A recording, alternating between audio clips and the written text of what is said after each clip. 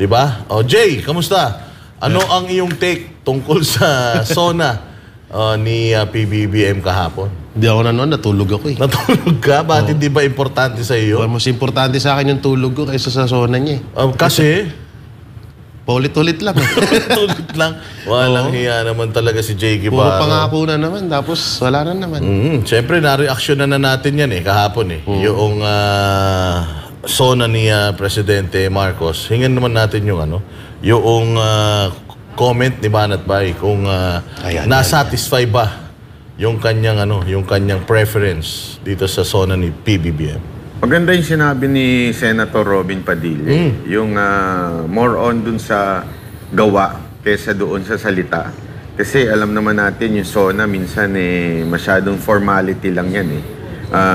Ang importante dyan yung trabaho. Talaga bang ginagawa? Kasi alam nyo, maraming sinabi dyan sa SONA nung una at pangalawa na hanggang ngayon hindi pa natutupad. Yan. So, importante rin po yan. Although, in fairness naman, tayo naman pag tama, pinapalakpakan natin at pag mali ay binabanatan po natin, tayo po ay nagpapalakpak dito sa sinabing ban na yung Pogo. Kaya lang, parang yung in-interview yung PAGCOR. May papalit? Meron pang hindi. Meron siya sinasabing pag-aaralan. Anong pag-aaralan? Sinabi na nga Sinabi na ban pag-aaralan. Ano to? Diba? Kasi hindi ko nga maintindihan kung bakit hindi kayo sumusunod o sinasabi ng presidente na iban.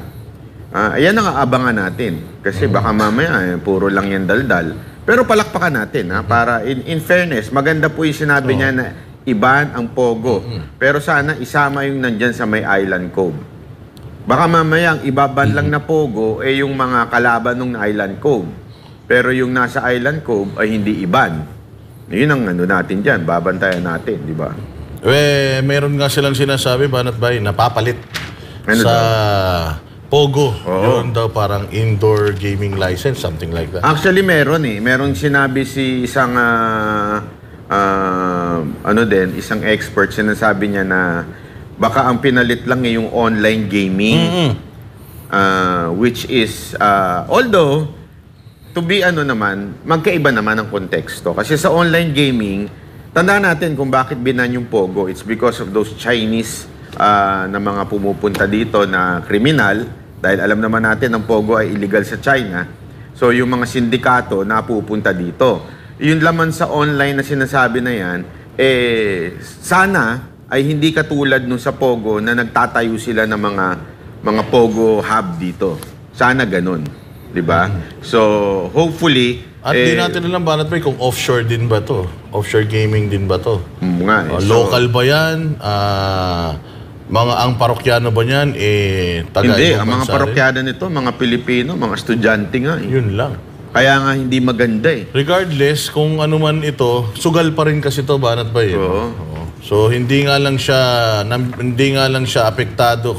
Sa Pogo kasi ang apektado yung mga Chinese dahil yung mga bawal kasi ang pasugalan sa Amerika, so dito sila nagtatayo ng parang hub, and then yung mga Chinese sa China yung nagsusugal. Pero kung itong ipapalit nila ganun din, tapos ang makakapagsugal pa mga Pilipino, medyo delikado yan. Naghihirap na nga bayan natin.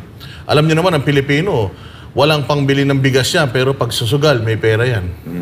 Maraming sa pang-inom at saka pang sigarilyo. Walang pangkain sa pamilya pero meron pang bisyo, di ba? So, sana, wag naman maging ganun.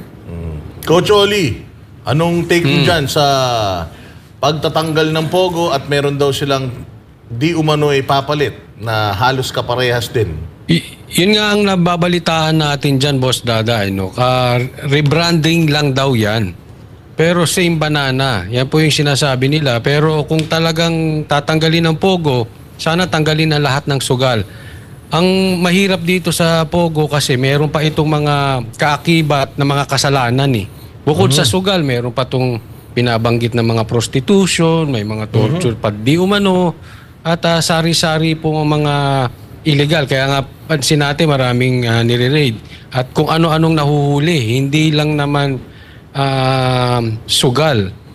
So, sana, kasi kung akong tatanungin nyo dyan, patungkol dyan, ako any form of gambling, ayoko talaga.